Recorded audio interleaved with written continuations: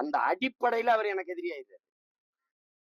எந்த இடத்துல தமிழர்கள் பிராமணர்களின் பாப்பானின் வப்பாட்டி மகன் எழுதிருக்கு சொல்லுங்க. எந்த சாஸ்திரத்தில் எழுதி? எந்த சாஸ்திரத்தில் இருக்கு? பிராமணன், சத்திரியன், வைசியன், சூத்திரன் எழுதி காலில் இருந்து. ஆனால் அம்பேத்கர் தெளிவா எழுதுறாங்க, நார் வர்ணத்தின் தாண்டி இன்னும் கொடிய ஒரு வர்ணம் இருக்குடா, பஞ்சமர்னு ஒண்ணு.